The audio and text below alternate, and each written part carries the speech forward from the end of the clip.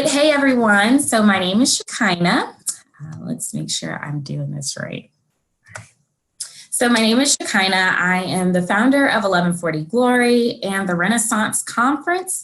A lot of you may have heard about this, and a lot of you may not have heard about this, but 1140 Glory refers to the 11 days it should have taken the Israelites to make it out of Egypt into the Promised Land, but the 40 years that it actually took them because of complacency and complaining and just kind of being stagnant in where they were in the wilderness.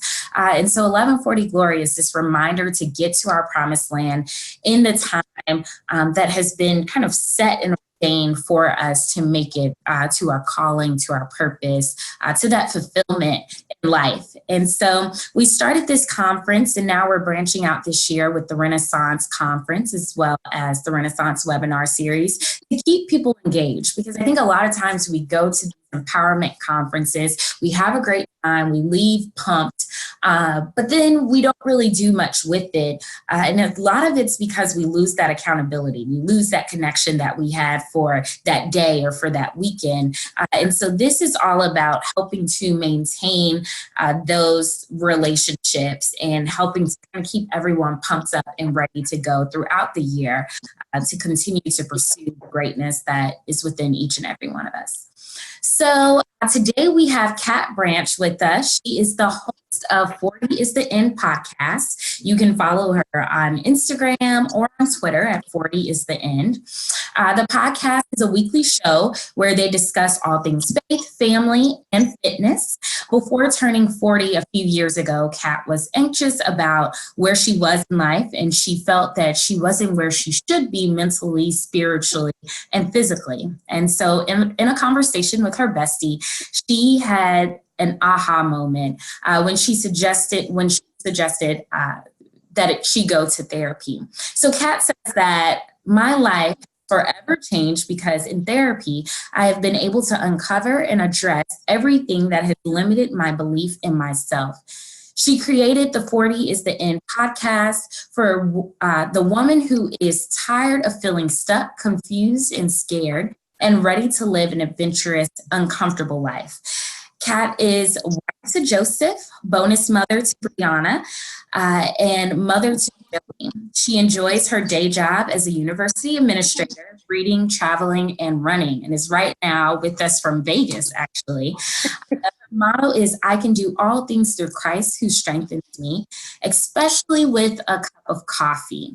So tonight's topic is the mindset shift, surviving to thriving. So I'm really excited about this. And I actually, just as a little plug, preached on shifting our perspective this past Sunday. And I think it's funny that God gave me kind of that message topic. And now here we are talking about the mindset shift. So I am really excited to hear these 4 steps that Kat has for us today and everything that she's ready to pour out. So I hope I did your bio justice, and feel free to share more about who you are.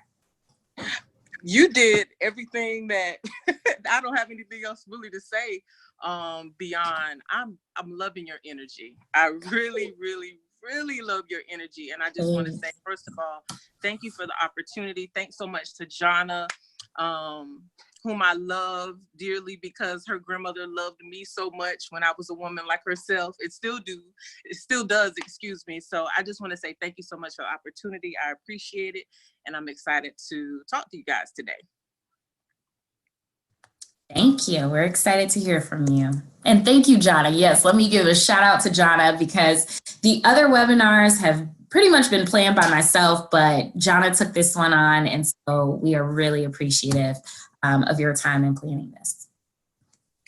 So you want me to just jump right in and get started? Yes, please. Okay, cool. So I just like to start out. Oh, I'm sorry. I got the sun in your eyes. I just want to start off by saying that I know that the audience is probably like you shared my bio. Yes, I'm a woman who is 43 years old. I've been on this journey to transform my mind, body, and spirit, as you stated. Before I turned 40, right around the age of 38, was when I was really starting to get anxious about turning 40. And so I felt I just really felt out of control. And at the time, what I was doing was I was considering weight loss surgery. But for some strange reason, and it was not really a strange reason, it was God that was laying it on my heart that it just wasn't right for me. I've had several surgeries in the past, and I just felt like that wasn't the road that I needed to take, because I felt that it would have been the easy way out for me. And deep down inside, I had nothing essentially with a weight, but more so about what was going on internally. And so when I got into therapy, what I realized was that basically, yes, it was a mental situation. It were limiting beliefs that I had about myself and where I was, and from childhood traumas that I had experienced. And so by me entering into therapy, it helped me to uncover so many things about myself. And even now to this day, I'm at a place where I am at 43, discovering who I am, who God has called me to be, and actually walking that out. It's a challenge. It requires a lot of focus and a lot of consistency on my part, and it's difficult. And so as I get into the topic of the mindset shifts, moving from surviving to thriving, what I would like to say, because I'm sure that there are a lot of millennials that are on the call or who might listen to the recording, is that when I try to keep in mind the people that I'm speaking to, it's more so to shed light on, yes, I know this is my journey. And a lot of times we older people will say, listen to what I'm saying, because I don't want you to go through what I've been through. But it's all a part of the journey. And I remember hearing a sermon from T.D. Jakes that said, nothing will be wasted. So whatever it is that you're going through, whether good, bad, or indifferent, God will use it for his glory, obviously, if you're submitting to his will and you're seeking him daily.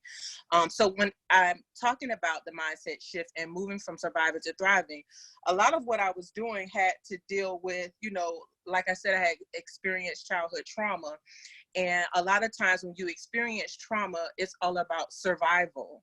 And one of the things that I really recovered in therapy was that because I was overweight as a child, I was picked on.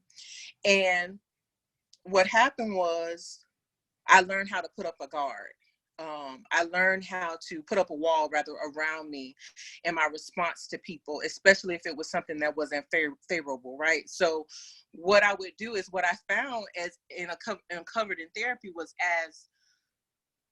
as an adult, when I would respond to people at work who might have said something that I didn't necessarily like, even in emails, no, I'm going to get you together in this email. Like, my response was always vigilant. I always felt like I have to get you before you get me.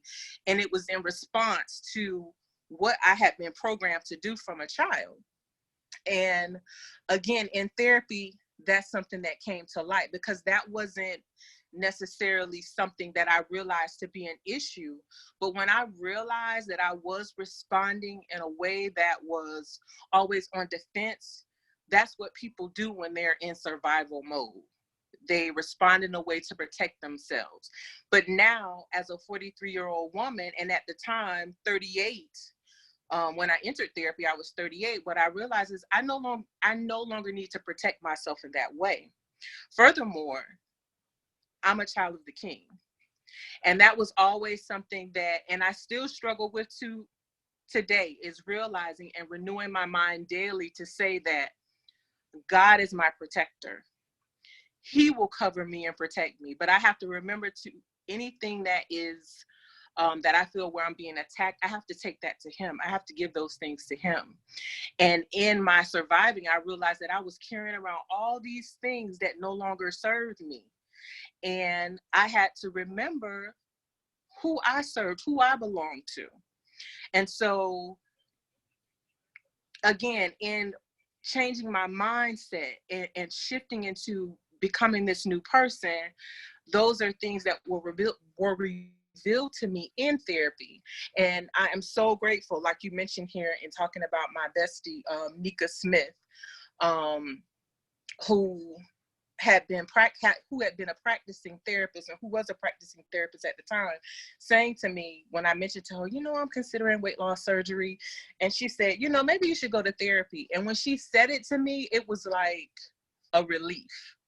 It was like something that had come out of my mouth, and we've been besties for over 20 years. So to hear that, and immediately I felt like, oh my God, that's exactly what I need to do. And because a lot of times as believers, we don't realize that God has blessed people with gifts and talents to help us to ask those questions that will open up our minds and help us to realize what are those deep, dark things that we've been dealing with and we don't know what to do with. And therapy is okay. And that's definitely, I would say, for young people who are listening and watching this. If you have access to therapy, there are many different things out here that I can't remember. I will definitely find some tools that some resources online that I'm familiar with. But I know that therapy is okay. It's okay to go and see a therapist. And sometimes you may have to try on different therapists or go see different people. But if there's something that you feel like you're dealing with and you don't know who to talk to, therapy is okay. There are people that have been trained to handle situations and to ask you the right questions. And it's not about someone saying to you, about someone giving you the answers. Therapy requires you to do some work. So it's not something they're giving to you. It's something that they're listening to you. They're really listening to you and the things that you're saying without judgment. And I feel like that is one of the most important things about therapy, is that they're listening without judgment. For so many years, I was in therapy for 3 years, and just last year, I finally shared something with my therapist that had really still been hindering me. And when I shared it with her and I broke down into tears, she said, and I said, well, I didn't say this about this person because I was trying to protect this person in therapy. And she said, and I remember her saying to me, like, wow, like, I don't have any judgment about that person, you, or anything. My job is to help you to move forward despite whatever is in your history. It's not to place any judgment. I want to help you uncover those things, again, that are hindering you so that you can move forward. And judgment doesn't align with that. And so I've kind of really jumped right in, but I'm going to move into it. I'm going to share step 1, unless anyone has any questions, Shekinah. I'm going to just jump right in. I think jumping in is good. I haven't seen any questions come up yet. Okay, great. So my first step in the process, which I've kind of already shared, is analysis. I realized, girl, you a mess. And that is exactly what I was. I was a mess. I was operating, again, like I said, from a place of survival. And I didn't need to do that anymore. There was nothing that I needed to protect myself from. The enemy had me to believe that everything was wrong with me. Like, there's something wrong with me. But really and truly, once I realized those things that had happened to me, and how they were hindering me, and I needed to let those things go. And what I was able to do is to then go to God and say, Lord, because I'm like, why am I carrying this? Why do I feel like this is my responsibility? It's not my responsibility. This is what he died for. This is what Jesus Christ went to the cross for. Give it to him and allow him to be who he is, because I am not God. Every day that I wake up, I need help. Every single day. And what I found is that until I was able to go to him and release those things, that I was going to continue to be the mess that I was. I wasn't going to be able to lose the weight that I wanted to. I wasn't going to be able to be the woman that I wanted to, the mother that I wanted to, the wife that I wanted to be. So I had to make up in my mind, I don't like this. This is uncomfortable. I don't want to be in this place. But really and truly, one thing, and I say this, I was comfortable. I was comfortable in doing the same thing that I was doing. And like they say, insanity is doing the same thing over and over again, expecting different results. I was comfortable in my mess. And now what I am is moving out of that comfort into an uncomfortable place by going after things and being different. Because the only way that I can be a different person is by doing different things. I can't do the same thing that I did before. And then step 2, so we've analyzed, girl, you a mess. This is not working for me. What do I want to do to move past this? And in that process was the therapy and going through that season and continuing to go through that season. I go for a monthly checkup. Sometimes I don't feel like I have anything to talk about, but then I go in there and things come up and they come out, and that's what they need to. I need to allow those things to come up and come out. Step 2 is acceptance. I had to accept that basically it is what it is. I can't change what happened. I think I heard Oprah say one time, I don't know if it's forgiveness or what it is that it's giving up the idea that the past could have been different. I had to give up that. It is what it is. I've been reading, last week, I finished reading an excellent book. It's called The Traveler's Gift. And it's by Andy Andrews, if anybody is interested in it. And it's called The 7 Decisions to Success. And the first decision is, which is a part of my acceptance, and it was such a blessing to see this confirmation in this book, is that the first decision is that the buck stops here. It does not matter what happened to you, who did it, why they did it, or whatever, or even whatever you did. It stops right here. I might not have had control as a child, but I have control as an adult. And so I'm making a decision that no matter what comes up in my life, that I am going to move forward by the grace of God. I'm going to give it to him. It is what it is, because I can't keep replaying that thing over and over in my mind. I can't do it. Because it continues to limit me. It keeps me from changing. It keeps me in my mess. So I have to accept it. It is what it is, girl. Move forward. And step 3, we have 4 steps. So I'm moving very quickly. So please forgive me. But I get excited about this because this has really changed my life. And I'm so grateful to God. So I had to accept it. The buck stops here. It is what it is. I'm moving forward. Action. Let's do this. So if I'm talking about, okay, I realize I'm a mess. Now I realize that I have to accept whatever it is that I believe to get me to this place. I'm accepting it. Now what am I going to do? And even in the action step, therapy was a part of that for me. Some other actions that I took as it relates to my physical health, because the important thing for me to mention is that once I changed my mind, it changed what my outer looked like. So I was able to do some things that in the beginning I was like, I'm not doing that. So over the past year, year and a half, for the whole first year, I was strictly on a keto-based nutritional plan. Strictly. And what I did while I was on keto is, rather than focus on eliminating, and if you're not familiar with keto, it's basically eliminating all sugar, which is also carbohydrates. So all sugar from your diet. You get like 20 grams of carbs a day. The carbs you get from vegetables. I was allowed, I think it was 70 grams of protein, and then like 100 plus grams of fat, and healthy fat. So like olive oil, coconut oil, avocado oil, things like that. I eat a lot of salmon and things of that nature, heavy whipping cream. And with protein, it would be, so it's a high fat, moderate protein, minimal carb type of nutritional plan. When I tell you that is one of the most, I was addicted to sugar. Yeah. Off the bat, addicted to sugar. And so when I made the decision to do keto, I set a date that I was going to do, and it was on I believe it was my 41st birthday, 41st or 42nd, however, 42nd birthday, is that's what I'm going to do. I'm going to start keto. And I started in January of 2018.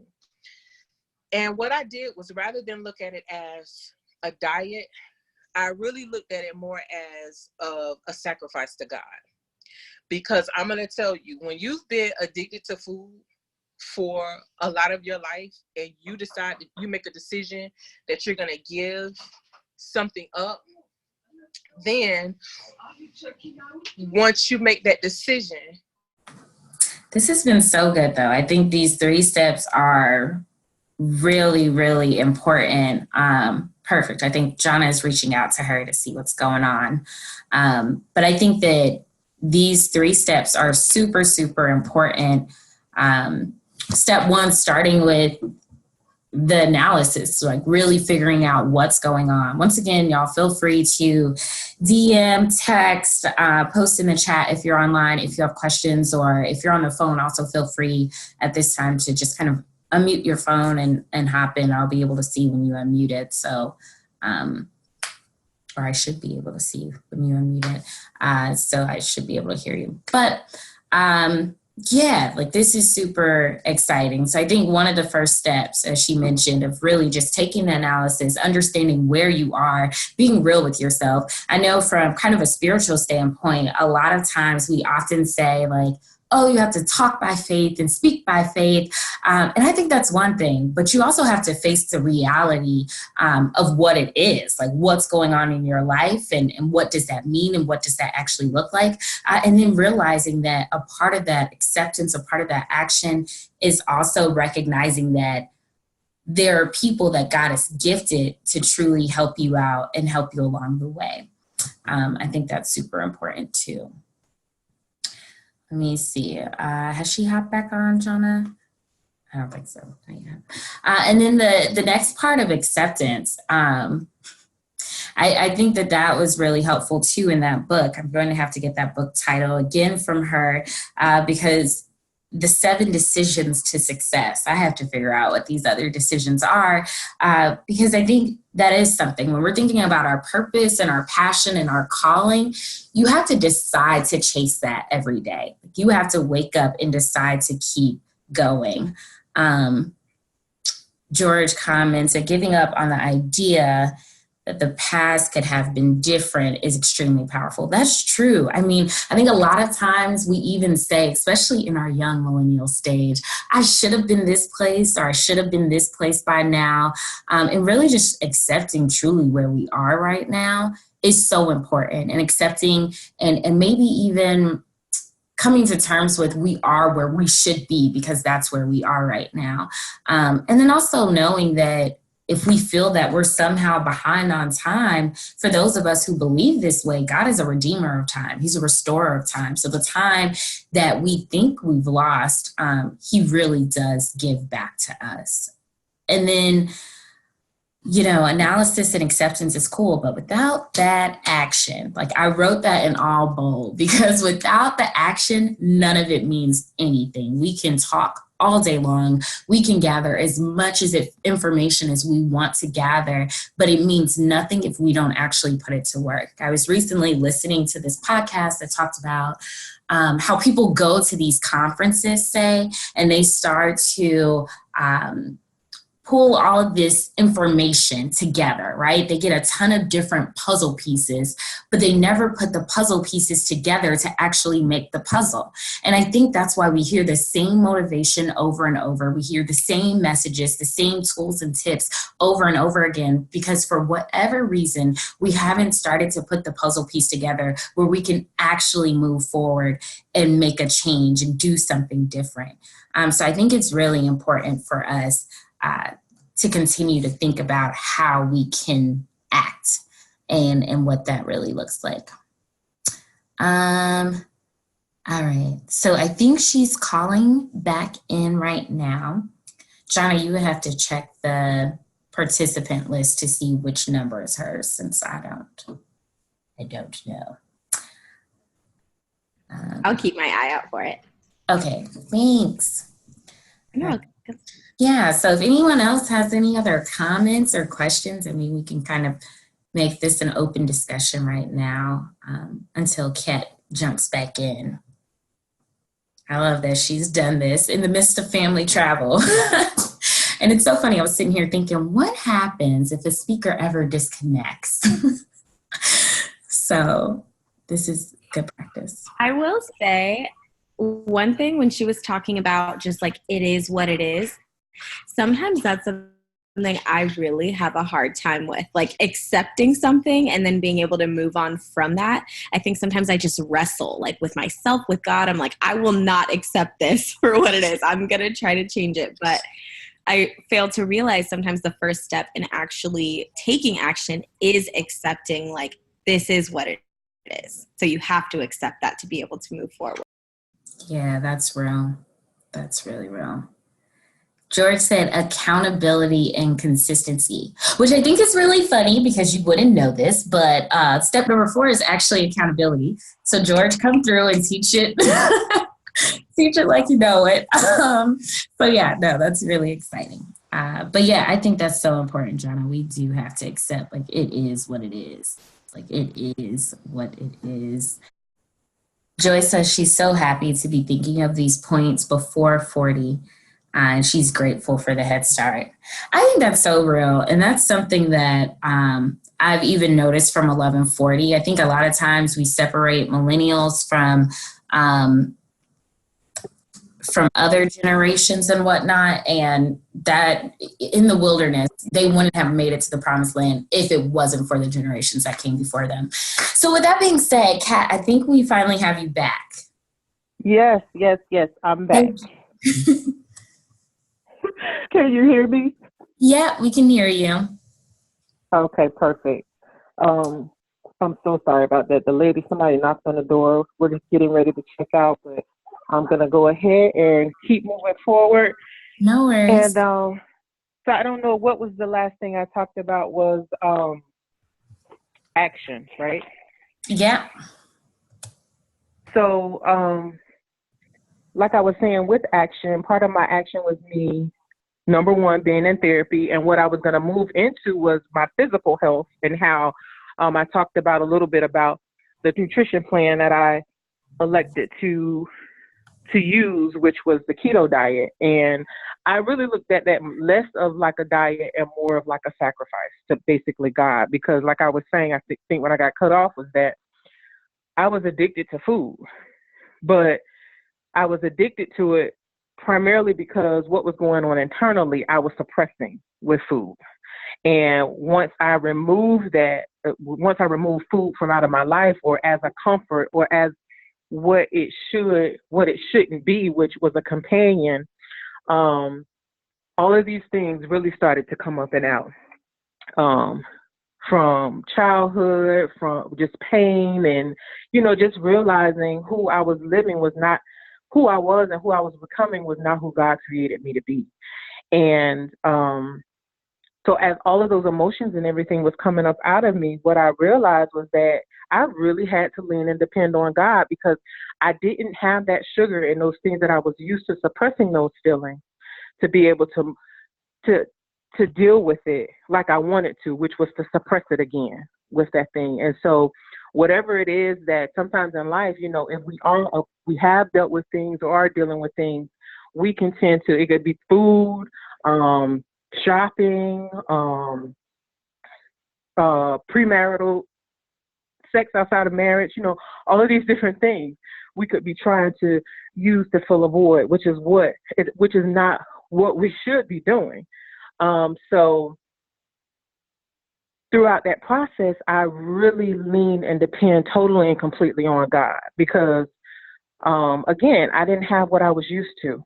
And like I said before, if you want something different, you got to do something different. My pastor says, if you want something different, you got to do something different. Change begins with you. And so my action in that process was, 1, I started the keto diet. And then this year, another was therapy. I would say that would be another action. And then my third action, which I actually got back into this year, is running. And when I decided that I wanted to, I basically last year decided that I wanted to get back to running again, but I needed to lose a certain amount of weight because of my knees, and wanted to make sure that my knees were protected, because I have had issues with my knees in the past, with one knee in particular. And so what I did was got down to a certain weight that I wanted to be. And then I said, what I'm going to do is I want to run a marathon. And I said, yeah, I'm going to run a marathon. I have this goal for myself. I'm putting it out there, and it's going to be a one and done type thing. Well, let me tell you, when you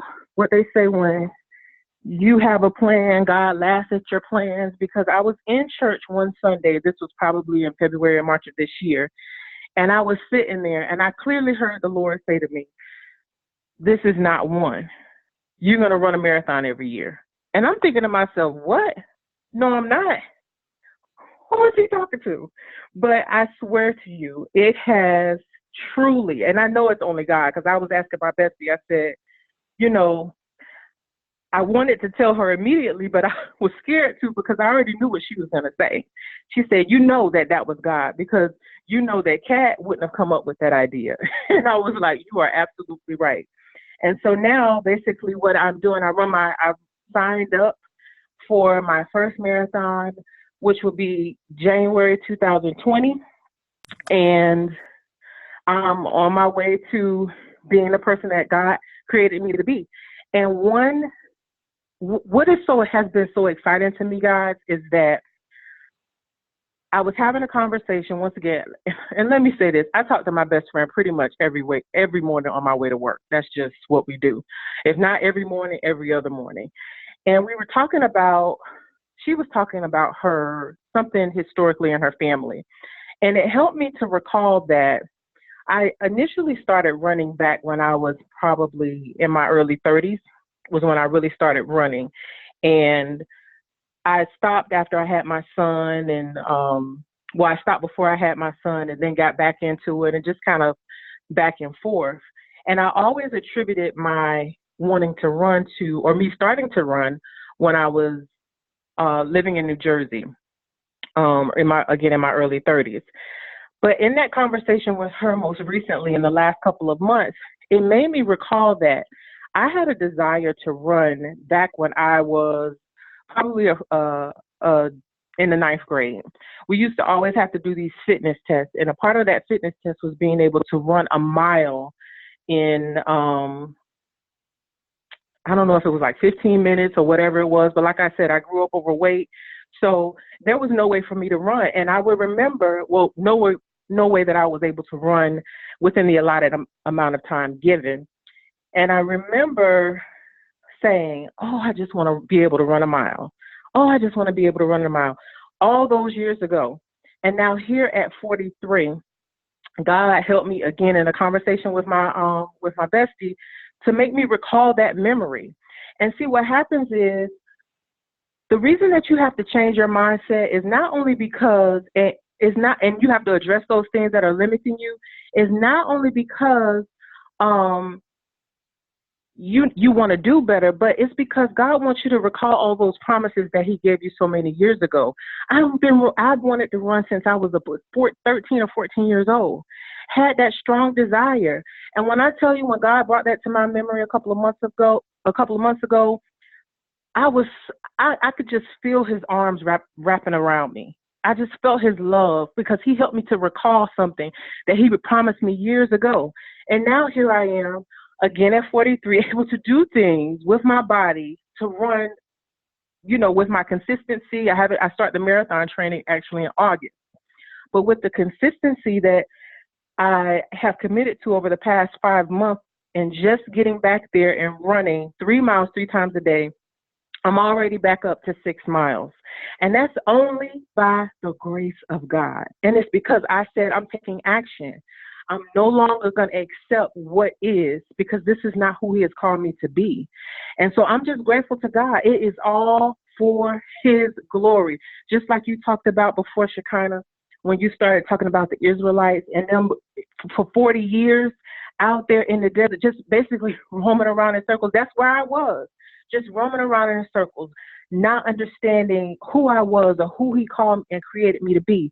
But today, no, I'm not perfect. Do I stumble? Do I fall? Do I make mistakes? Yes.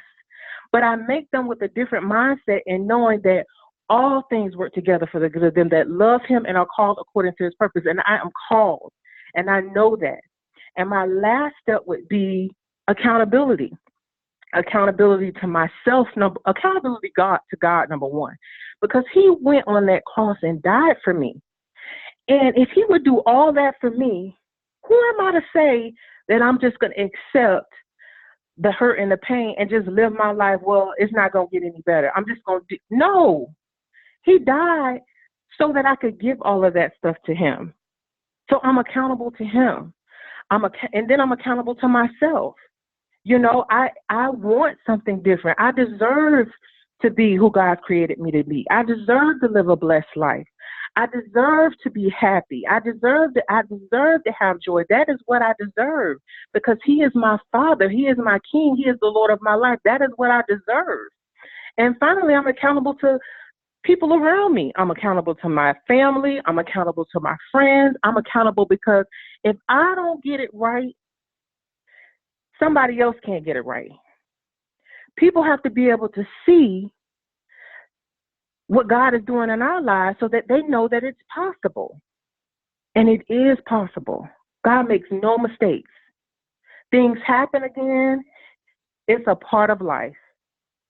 We are of the world, but it is what it is. We have to accept it. We are of the world, but separated from it.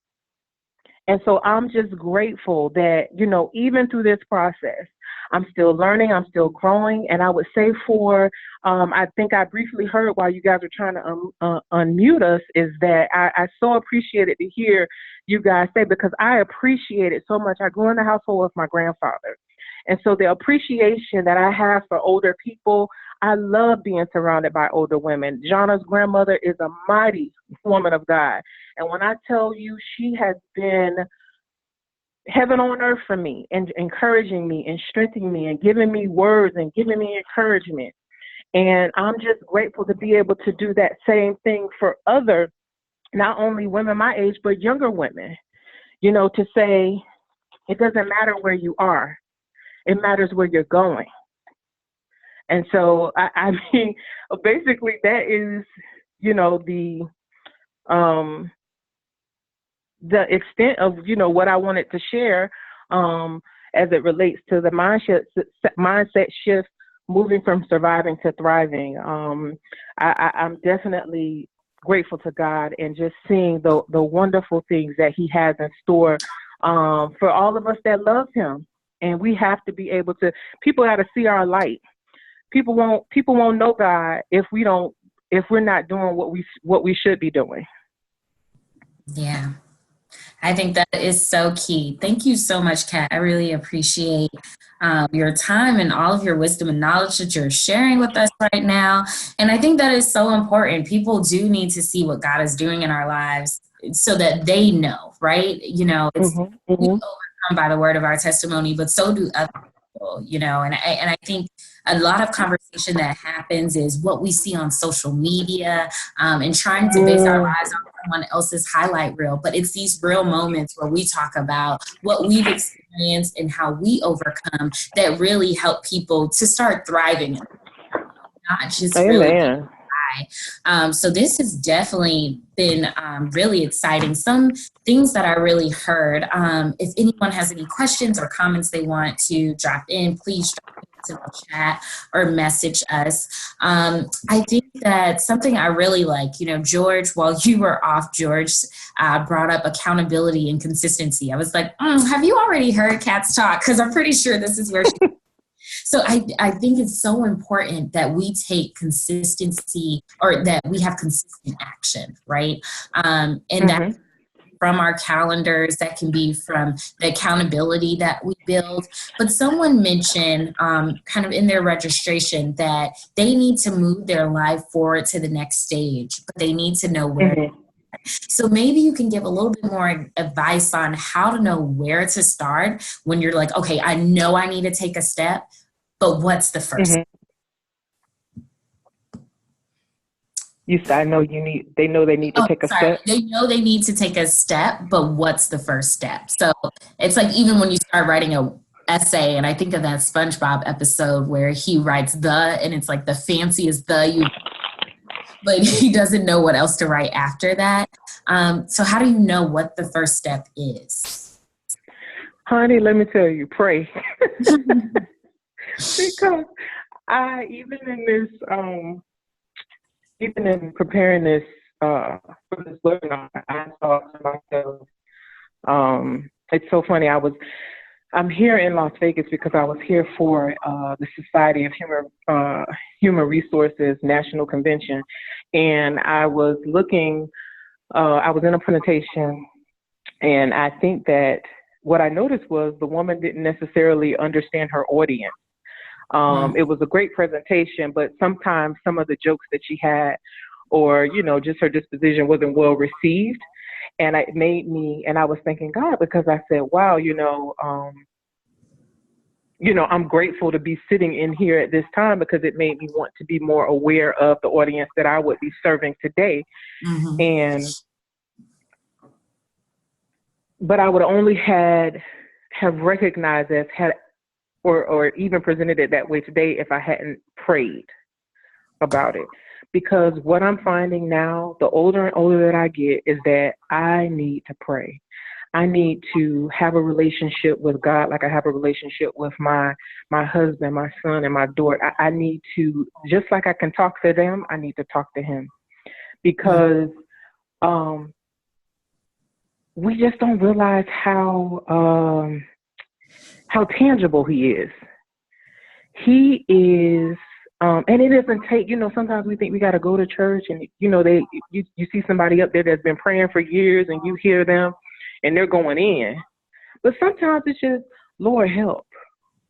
Lord, keep my mind. Lord, help me be focused.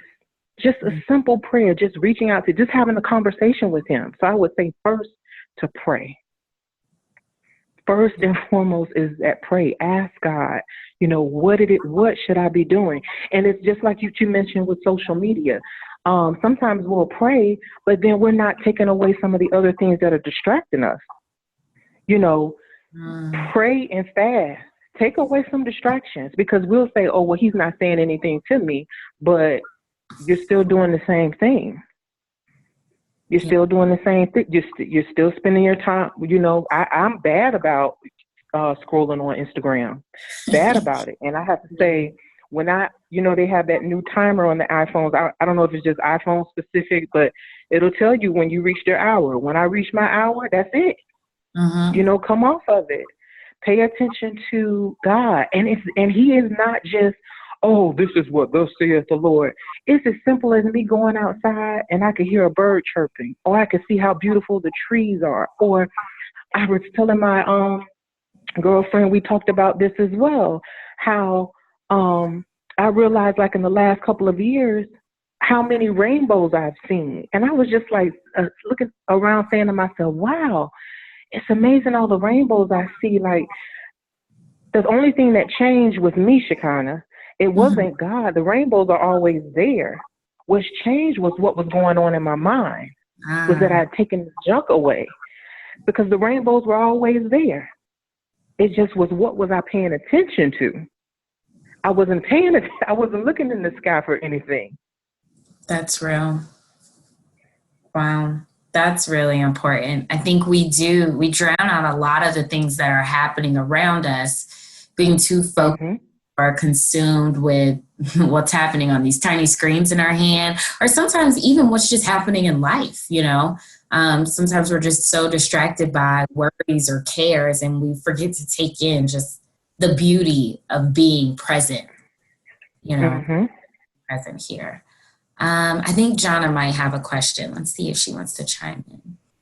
Yeah, I have a question. So I love the example how you were saying you use a timer on your phone to kind of keep yourself in check with like social media and stuff like that, which is a really practical like takeaway that anybody could do. Do you have any other like kind of just practical tips of something that somebody could leave? One, kind of keeping tabs on your social media usage was another, but do you have any other practical tips for us that would kind of help us shift our mindset on a day-to-day basis? Absolutely. You were breaking up, but I kind of feel like you want me to give you some practical tips, things action items that you could do to help with the mindset shift, right? Yes. And I would say that the first thing that you should definitely do is I get up at between 4 and 4:30, at least 3 or 4 times a week. Now that's not possible for everybody. I'm a morning person in that I like to get up early, but I'm not a morning person that I want to talk to many people. But getting up in the morning, first thing, a lot of times I do my running in the morning outside. I run outside, and obviously before I get out of the bed, I just say thank you. I just thank God before I put my feet on the floor. I open up my Bible app and I read whatever my devotion is, I use the Bible Gateway app, and I've selected a devotion, and I read that devotion. If it's a day when I'm going out to run, I get out, get my sneakers on, and I go out and I run. And my time with God to Him. I listen to amazing gospel music while I'm running because He keeps me going, essentially. And so I would definitely say with getting in the early morning regimen, because you have to set your mind towards what your intention are. If your intention is that you want to change, you got to do something different.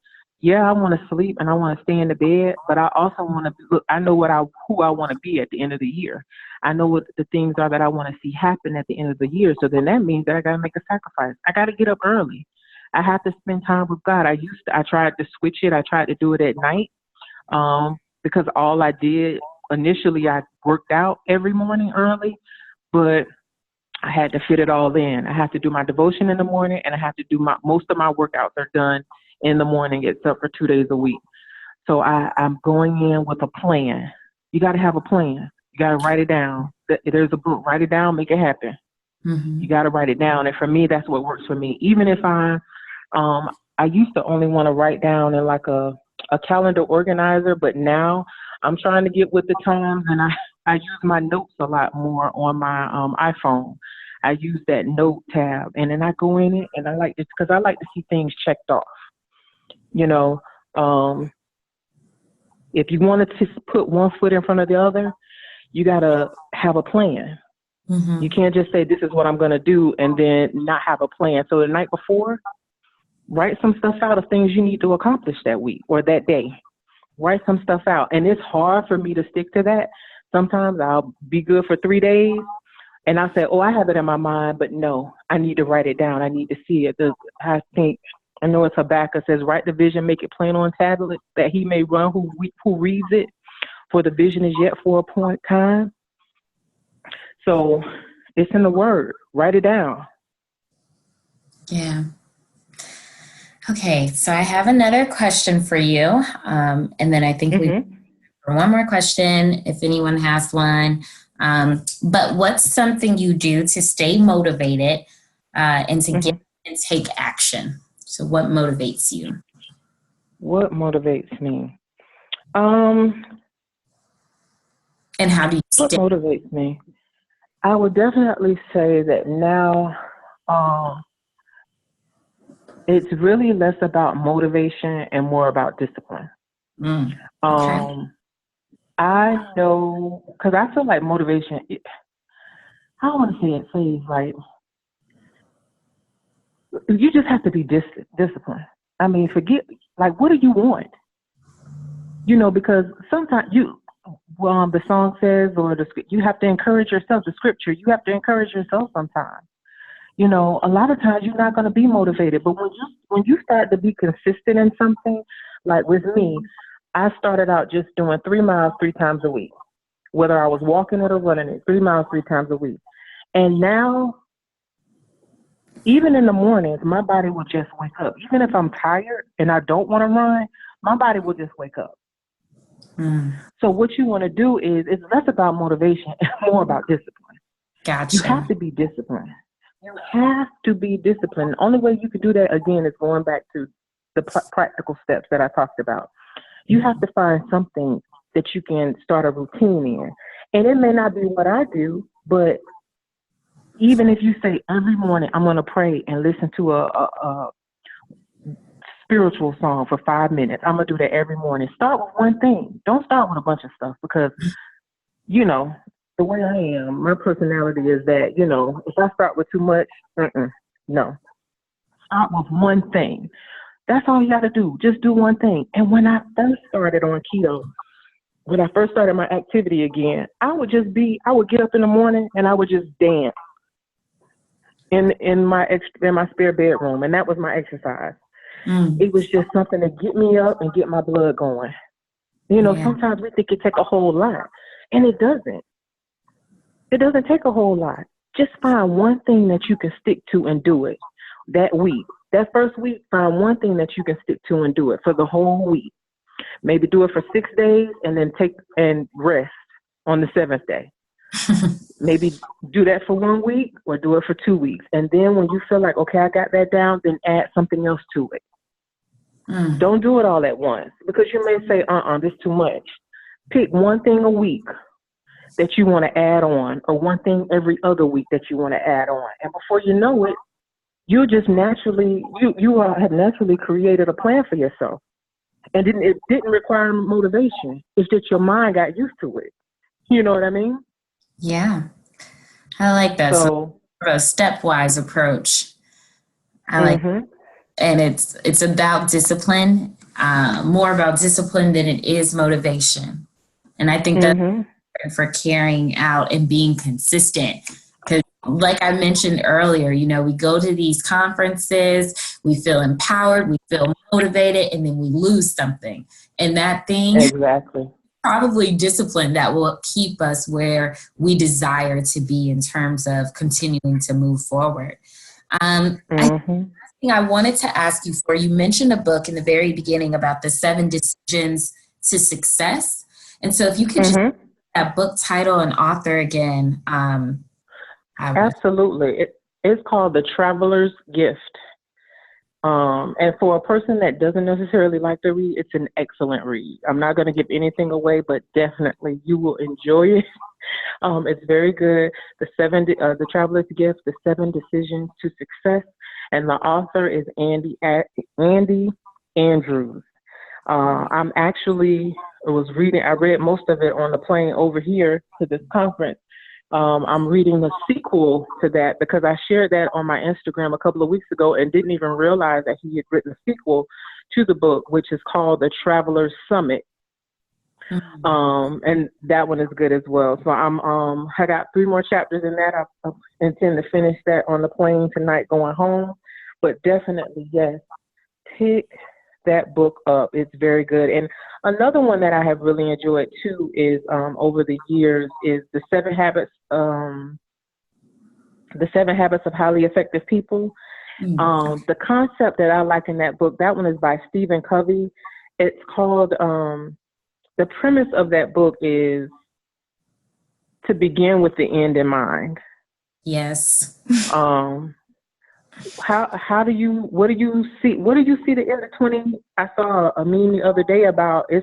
We still got half a year left. It's not too late. Right.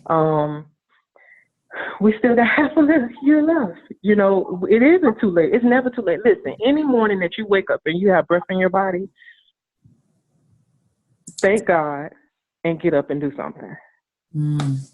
You know, sometimes you get up and you feel like, oh, I want to go to work. And believe you me, that's how I feel, because a lot of days. But you have to intentionally change your mind and say, stop thinking like that. You know, that was one of the things that, you know, you in your mindset says you got to talk to yourself. You know, we put out so much negative. You know, you don't even realize the things that you're saying to yourself. And you need to capture those things in your mind. Just don't let them just go on and don't say anything. No, in the name of Jesus, I don't receive it. I'm not lazy. I'm not tired. And sometimes you could feel tired, and immediately when you decide to say to yourself, no, I don't, I feel energized, automatically your mindset shifts. And you realize it's like, I really don't feel as tired as I am. You know, and it's really, you have to talk to yourself. People may think you're crazy, but who cares? Talk to yourself.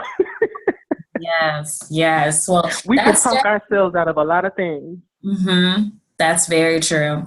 That's actually where I wanted to end tonight, and saying that we still have half a year left. I know at one point a friend of mine caught me saying, man, I just wasted like half the year. And it's like, well, you still have another half to go. And there's still so much more left to do and so much you can do every day. Mm-hmm.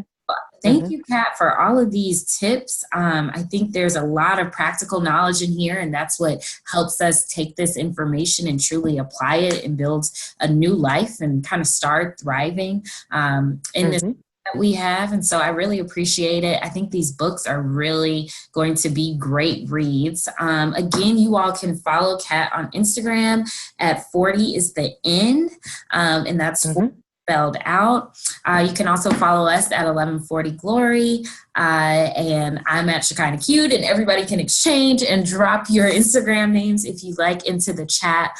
But we are just so excited to be here and have had you tonight, Kat. I was texting John. I was like, oh, we got to get Kat to come to the actual conference now. So you all look out, January 2020, the Renaissance Conference will be back in Delray Beach. And we're doing a lot of fresh new things. Next month, we have another webinar, and I think that webinar will be focused on how to start a podcast. So those of you who are thinking about, how do I allow my voice to be heard, that is something we'll be doing. And then the month after that is the month of new beginnings. Kat is starting her marathon training, and some of you might be interested in purchasing a home. So we have someone coming on to talk with us about how to buy and purchase a home and some of the things that you should be thinking about. I am super excited. Kat, we have some people who want to connect with you. So we will be sure to share your email address with them if that's fine. I know one of our members for the conference, Joy, is also in HR. So she's like, I got to talk to Kat about HR stuff. So yes, ma'am. And I hate to cut it short because I'm breaking up, but I got to go check out. So yes, please tell people to email me.